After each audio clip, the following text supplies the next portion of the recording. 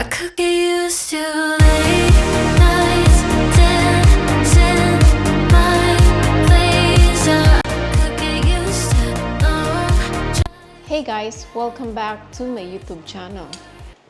It's good morning. Still naman good morning dito sa Pilipinas. Time check, it's 11:58 in the morning. That's Pilipinas time. And sorry sa aking mainit dito sa Pilipinas. Actually, ayan, back tayo sa fan dito sa Pilipinas. Sa gabi lang kasi ako nag-open ng aircon kapag matutulog na para, 'di ba? Sarapan tulog.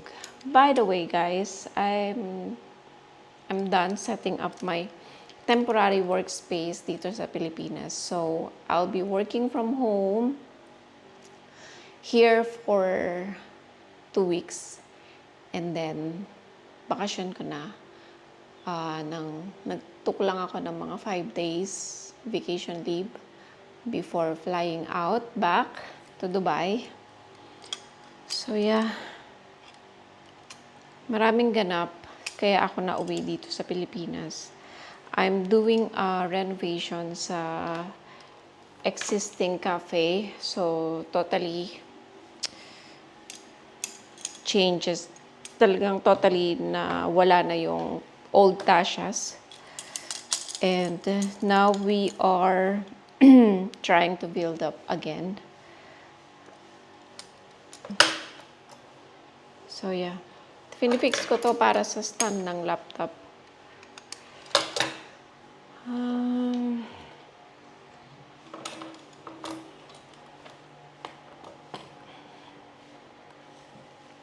O, diba? Mas maganda kapag nakataas siya. So, kailangan ko pang gawin sa isa.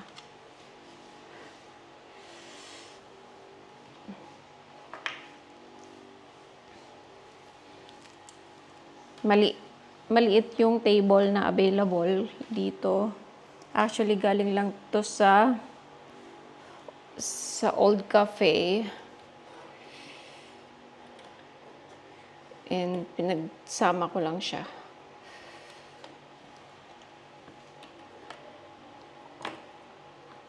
Ito pa akong laptop. So, dalawa yung laptop na dala ko. Isang personal, tsaka yung para sa work ko. So, I got this from Amazon, guys, kung naghahanap kayo ng mga portable laptop stand. Mura lang to, nasa 29 dirhams. I'm not sure kung 29, it's around, magkano? 300 something, 350, mga ganon. Pero matibay siya. So, yan ang itsura niya. Nag-unbox. Tcharan, yan. So, it's easy to use. Tsaka,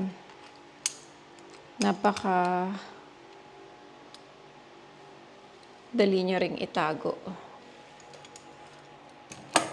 Okay.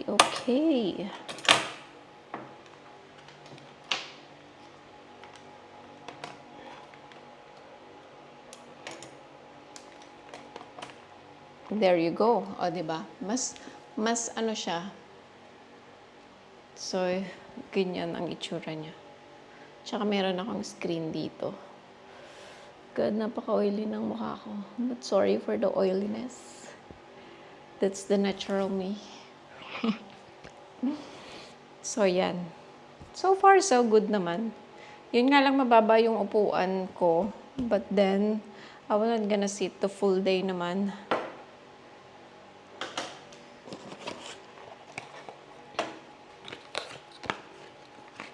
So yeah, I have a lot of agenda and it's been a while that I didn't do the vlogging kasi walang masyadong ganap. I just work from home and same routine, so I don't think na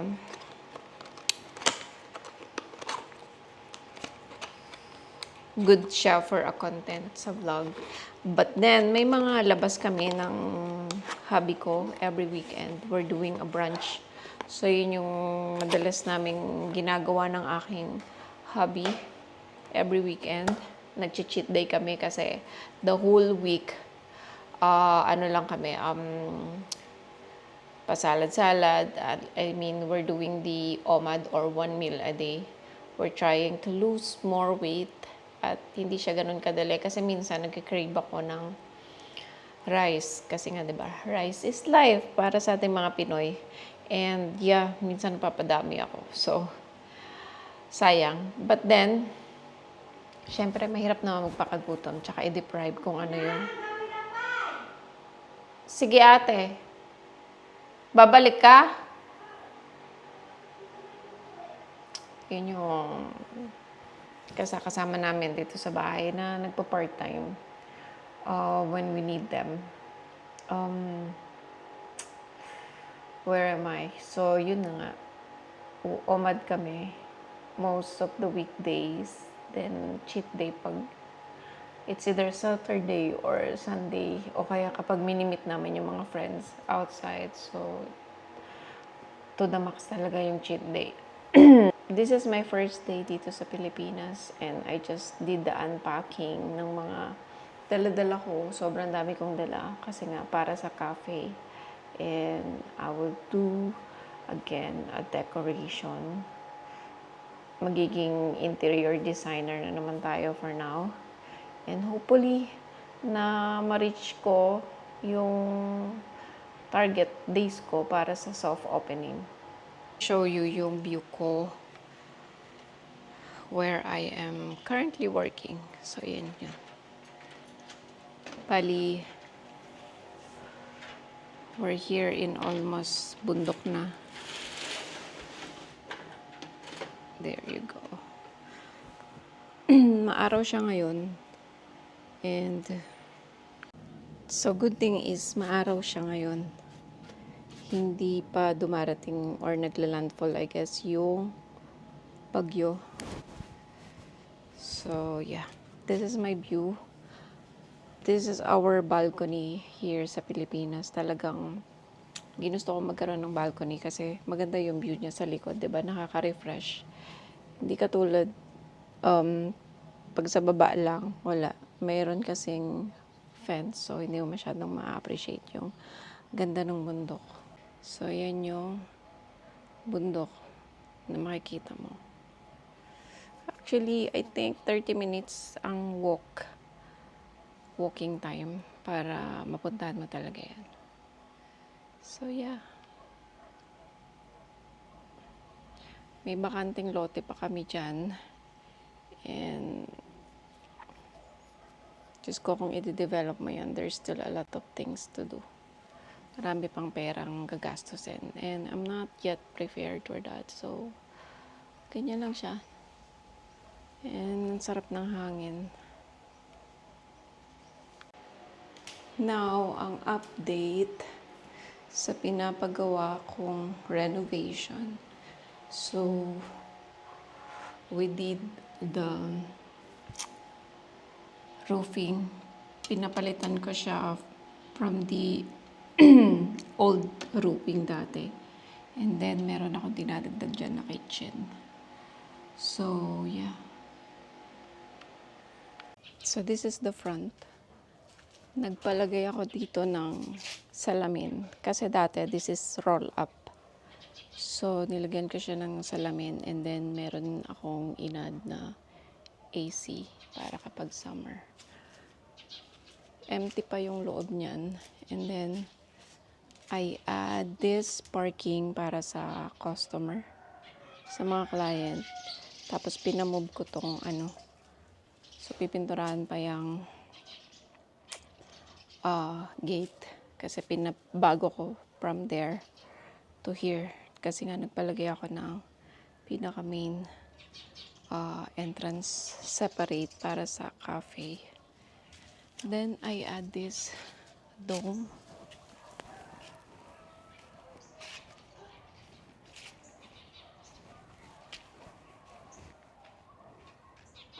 So, yan na yung update pa lang after 2 months, I guess.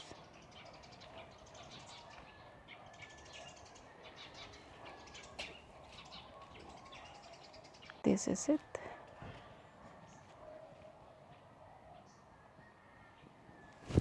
Maaraw siya today and I'm just so happy. So yan. Yan pa lang ang update for now. Pagpasok mo, ang dami pa.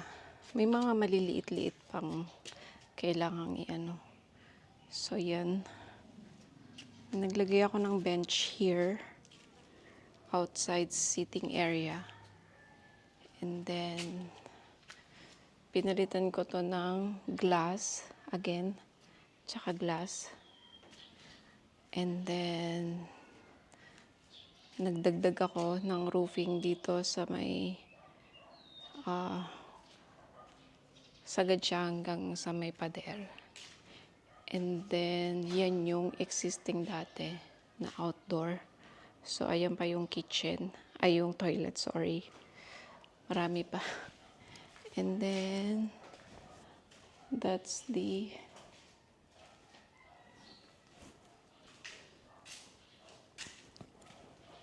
ito yung indoor. Dito ko ilalagay yung counter. Behind ng counter, yung door niya, papunta sa kitchen area. So, ito, additional, ano naman yan, bago na naman kasi previously nandun yung pintuan. At ito si Bambam! Hey, Bambam! So, the kitchen will be here. It's spacious siya kasi dyan lahat lulutuin ng mga orders. So, yan. Kailangan pang gawin yung roofing. So, from this side, makikita mo na talaga, makikita mo yung sa may parking, tsaka yung pinaka-main road dito sa baryo namin. And, yeah. And from here, you will see the outside. Yan. Dome.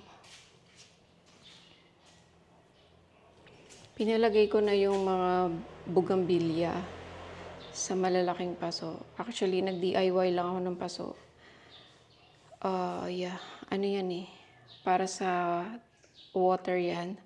Pero pinaalis ko yung ano. Yung pinakanguso niya. So, magmukha siyang paso. Tapos, pinabutasan ko yung ilalim. So, yan. So, from here, from this corner, that will be the counter area. Para kita rin siya from outside. And, yun, pagbukas ng pinto is counter na.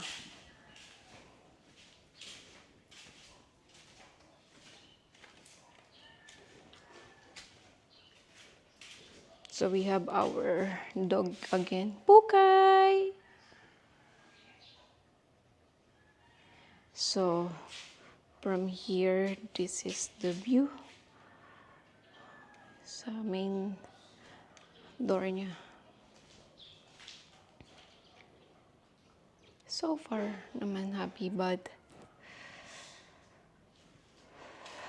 you know, hindi ko pa alam kung so yun, that's why I'm here. Kaya ako ng bakasyon para makita ko rin talaga kung ano talaga yung nangyayari. And marami ako mga design na gagawin para sa interior. So, finger crossed talaga na matapos ko siya within 3 weeks kasi yun yung target ko. So, yeah. That's all for today. I will gonna update you in daily basis. I'll try na mag-update sa inyo in daily basis sa nangyayari dito sa cafe. And today is my first day. Wala akong masyadong nagawa. Kumbaga, kailangan ko munang iplano kung saan ko ilalagay yung mga lounges and yung seating arrangement sa wall. So, yung mga yun pa.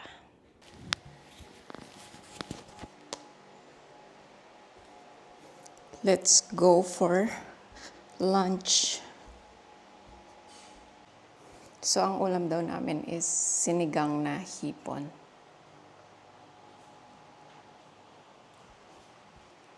Nalitos yata sa atin. Hey Google, open TV. Mabagal lang siyang sumagot. Guys, dadadala ko to galing Dubai. Tignan mo naman. Nabasag. Basag. Sayang. Pero kapag dinikit mo, di ba, hindi naman nalata. So, I'll do the sticking. Pero meron pa naman ako mga extra. Actually, gagamitin ko to sa cafe.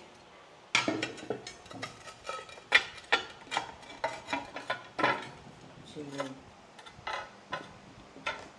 So, yan ang ulam ni nanay. Hipon. Na sinigang. Pero ano lang, ano yan, kangkong lang yung laman, no? Wala siyang, ano. So, yan yung simplified na sinigang na hipon. Tsaka meron siyang saging. Yan yung senyorita. It's been a while na hindi ako nakakain ng senyorita. Pero mataba siya, ha, para sa senyorita. Guys, I'm trying not to eat kasi ano na naman, kanin na naman. So, Hindi na pa yata tumatay. si nanay nasa vlog, talagang tatalungin pa ako. Pero nagpabili ako sa ate ko ng ano, halo-halo. Sabayan ko si nanay, pero ang kakainin ko lang yung ulam. Kampong. Kangkong lang, tsaka hipon. Sabang. Tsaka yung saging.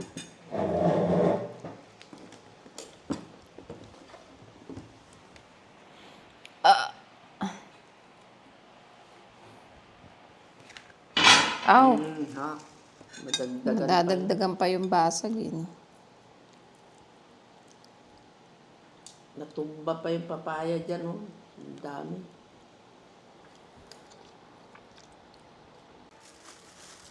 Dumating na pala yung halo-halo na pinabili ko. Hey! Meron siyang leche plan sa ibabaw.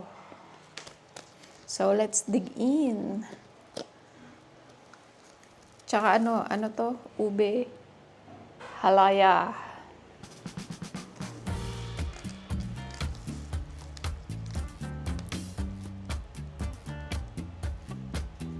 Kain tayo.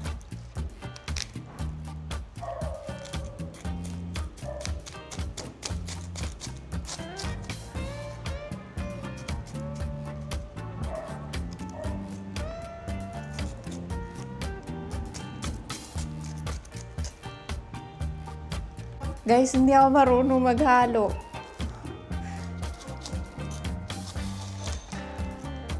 My goodness.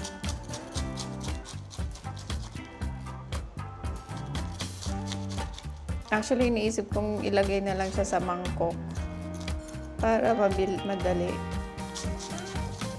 Bopol niya.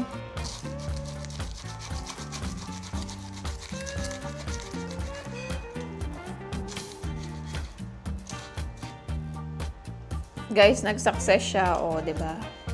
Alam ko nang maghalo-halo. Kumain ng halo-halo.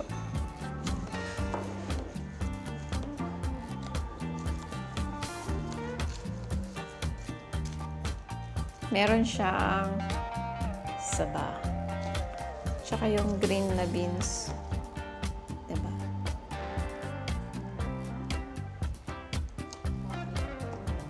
Alin? Then we will add this milk. Actually, I think condensed ba to? No, evap.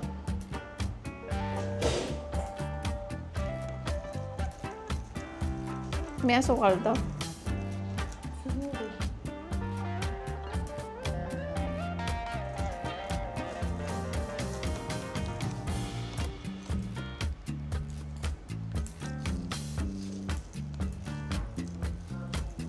Let's do the test. Taste test.